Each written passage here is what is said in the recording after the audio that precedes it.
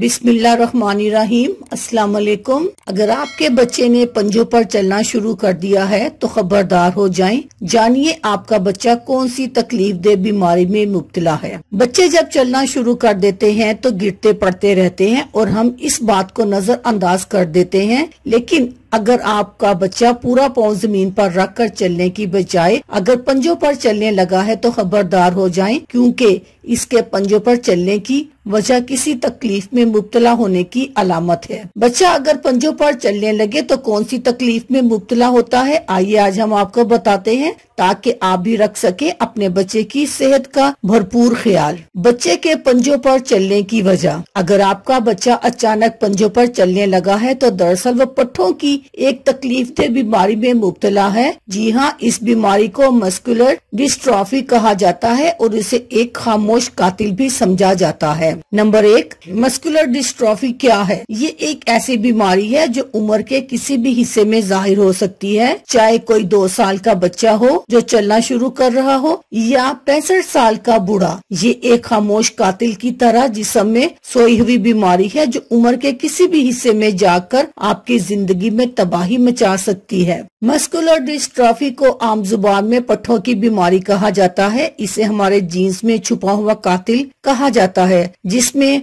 पट्ठों में शदीद तकलीफ का सामना करना पड़ता है। इस बीमारी की 8 इकसाम है, मगर सबसे आम किस्म डोशीन मस्कुलर डिस्ट्रॉफी है। ये एक जेनिक यानी मौरूसी बीमारी है जो सबसे छोटी उम्र में होती है। ये हमेशा लड़कों को होती है जो इन्हें अपनी माओ से मुंतकिल होती है। नंबर 2, मस्कुलर डिस्ट्रॉफी की अलामात। इस बीमारी की अलामात वाज़िया तौर पर सामने आ जाती है जैसे ही लड़के की उम्र 5 साल होती है। ठीक ठाक बच्चा अचानक पाँव की एड़ी जमीन से उठाकर पंजों पर चलने लगता है। चंद ही माह बाद बच्चा छाती भी बाहर निकाल कर चलना शुरू हो जाता है, जैसे पहलवान सीना तान कर चलते हैं। और फिर चाहे वालिदैन बच्चे को डांटते रहे कि ये तुम कैसे चल रहे हो, एड़ी नीचे लगाओ, सीना तान कर मत चलो, मगर बच्चा ऐसा करने के काबिल नहीं होता क्योंकि वो तकलीफ में होता है। नंबर 3, ये बीमारी बेहद खतरनाक हो सकती है। इस बीमारी में मुब्तला बच्चा 5 से 6 माह बाद बैठने के काबिल भी नहीं रहता और पीछे की तरफ गिर जाता है और उठने में तकलीफ के बायस घुटनों पर हाथ रखकर उठना शुरू कर देता है, जो इस बीमारी की वाज़िया अलामत है। इस बीमारी में मुब्तला बच्चे की ज़ाहिर तो टांगे ठीक होंगी, मगर अंदर मौजूद मसल्स कमजोर होकर बड़ी तेजी से टूट रहे होते हैं। जब तक इस बीमारी की तशखीस होती है बच्चा मौत के मुंह में पहुंच चुका होता है। ये एक इंतहाई खतरनाक बीमारी है, इसलिए अगर बच्चा पंजों के बल चलने लगे और पूरा पाँव जमीन पर ना रख कर चल सके, इस बात को हरगिज नजरअंदाज ना करें। इस बीमारी से बचाव कैसे मुमकिन है? इस बीमारी का पूरी दुनिया में अब तक कोई कामयाब इलाज नहीं हो सका। अलबत्ता स्टीम सेल थेरेपी शायद चंद सालों बाद इसके इलाज में मददगार साबित हो सकेगी, लेकिन अगर शुरू ही में इस बीमारी का पता चल जाए और क्वालिटी ऑफ लाइफ बेहतर कर दी जाए तो बच्चों की जिंदगी 30 से 40 और बहुत कम केसेस में 50 साल तक भी जा सकती है। अल्लाह हम सबको अपने हिफ्ज़-ओ-अमान में रखे। अपने बच्चों का ख्याल रखिएगा। अल्लाह हाफिज। शुक्रिया।